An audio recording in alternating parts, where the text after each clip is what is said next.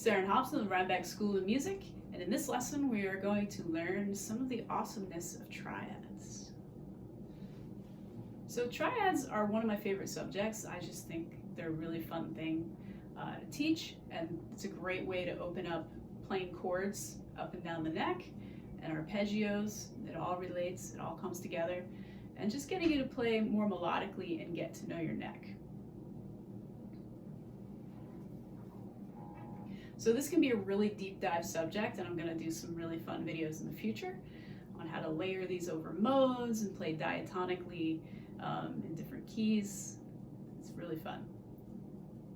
For now, we're going to keep it simple, and what I'm going to do is I'm going to relate all of these chords I'm showing you to chord shapes that you already know and play.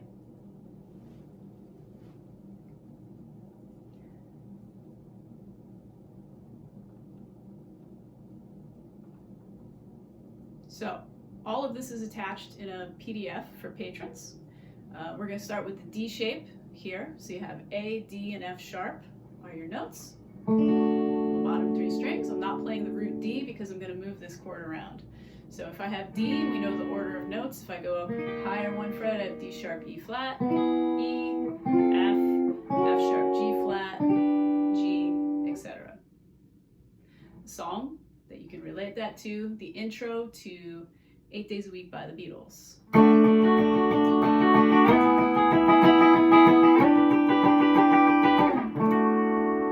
So you have D, E, G, back to D. Now let's take that same shape and turn it into a minor. Now we have D minor. Same thing, D minor, D sharp minor or E flat minor, E minor, F minor, F sharp, G flat minor, G minor, etc. So you can move that around.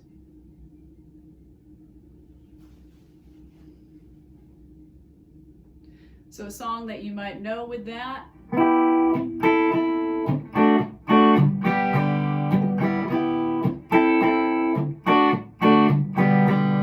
Island in the Sun by Weezer. So I took my D minor shape, I moved it up 2 frets, so I have E minor. This shape we're going to learn in a moment. That's A minor to the D, and then I just played an open G chord.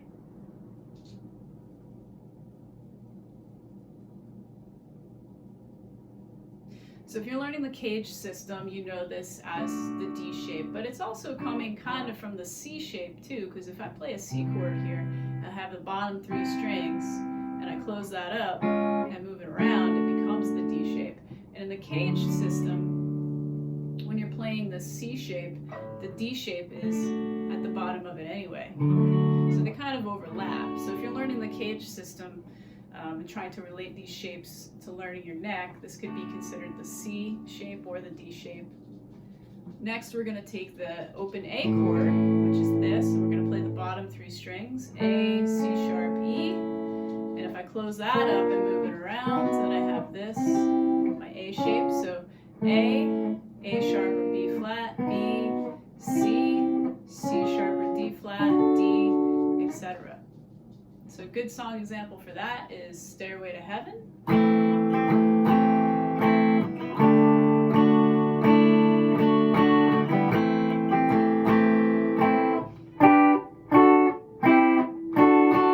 So this is your D shape that is now a G chord, your A shape that is now a D, C,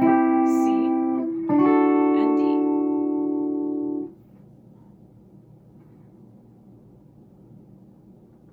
So now let's take that same shape and make it minor by playing the A minor chord with the bottom 3 strings, A, C, E. And if I close that up and move it around, it becomes this shape. So A minor, A sharp, B flat minor, B minor, C minor, C sharp, D flat minor, D minor. So you see in a lot of songs that this can be used as an arpeggio, and a lot of guitar players use this as an arpeggio, like Sultans of Swing. Over that D minor chord, and you're just using that D minor arpeggio. Also,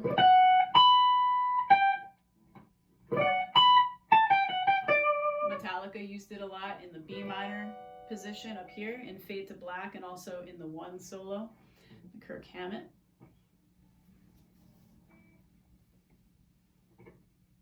So moving along, so in the cage system, obviously that is like, coming from that A shape that you can move around as a bar chord. If you take the bottom 3 strings, that's where that's coming from. So you can consider this to be, the C or the D shape, and this is the A shape from caged, right? And then this last position is going to be, I consider it coming from the F shape here, but in the cage system they talk about it coming from the E shape because it's an E chord that you move around as a bar chord. But if you take the bottom 4 strings of it, you have your F chord, right? And it might be a little bit easier to relate it to the F, even though don't want to confuse my caged people, but to me that's an F shape. So here's your F chord, you can move that around, F sharp, G flat, G, G sharp, A flat, A, etc. Good song to relate that to. Fire and Rain by James Taylor.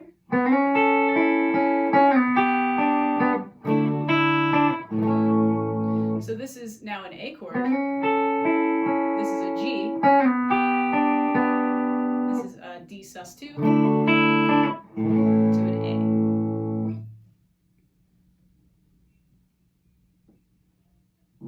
So now we're going to make that chord minor. So if this is the major form, the minor form is just barring 1 finger across the bottom 3 strings. So you can relate that to E minor, which is all just open on the bottom, and then just moving that around. So F minor, F sharp, G flat minor, G minor, G sharp, A flat minor, A minor, etc. A good song that uses this.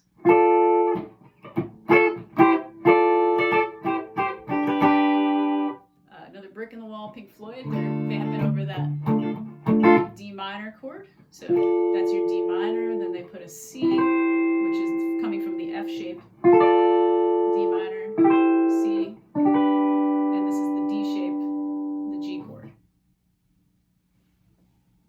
So, how do you practice this stuff is always the question, right?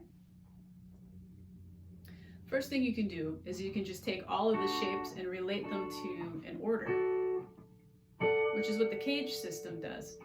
So this would be, you can consider this your C or D shape, this is your A shape, this is your E shape if you're thinking of caged, or your F shape. And it always is in that order. So if I took this, from this G here, my next shape would be that A shape, and my next shape would be that E or F shape, however you're thinking of it. And you can do that with major and minor, trying it through every key. We talk about practicing with the circle of fifths and circle of fourths. It's the best way for you to know that you're going through every key. So you can start it in D, play all of your D major triads in that position, and here's my G, G major, C major,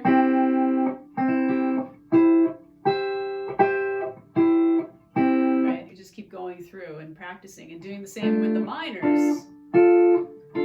That's D minor, G minor.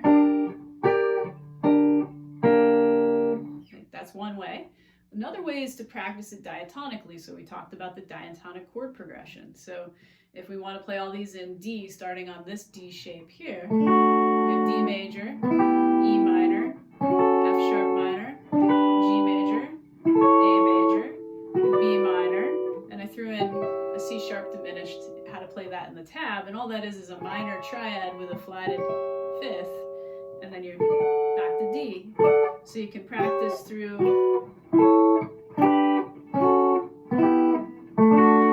What if I started it on this D, and then I had this E minor and this F sharp minor, right? So like you can practice it going from different shapes and in different keys as well.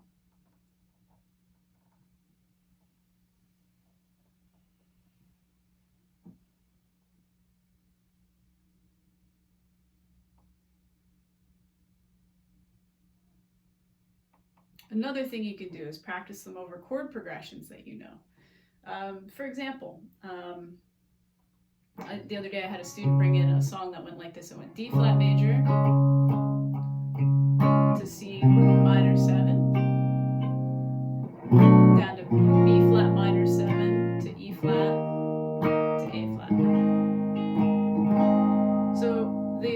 guitar player was playing a D flat up here, C minor, B flat minor, E flat to A flat. So it added like a really nice texture on top of what these lower chords were doing. So, you know, you could take any basic progression. It could be C to G to A minor to F. And you can get that on a loop if you have a loop pedal, or you can record it somehow and just practice your triads. C to G to A minor to F.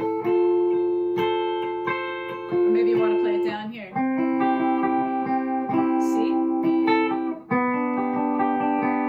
G, A minor to F.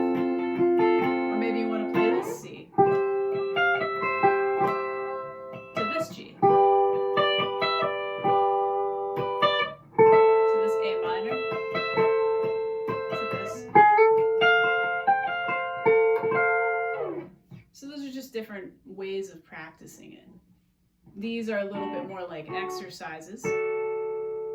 Although there is a Tom Petty song that's really great, Last Dance with Mary Jane.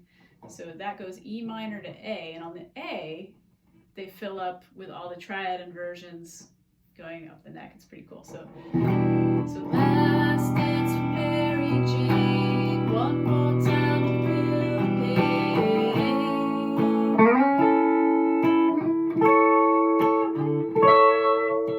I feel summer creeping in, and I'm tired of this town again. Right? So using those little triads over top of someone just kind of vamping on an A chord for a while. So, you know, that's the F shape, and this is the D shape, and then this would be the A shape triad. All right, so hopefully that was helpful to some of you. Any questions, let me know. PDFs are attached for patrons. If you haven't already, visit www.rhinebeckschoolofmusic.com and subscribe. Become a patron, www.patreon.com/Rhinebeck School of Music. See you at the next one.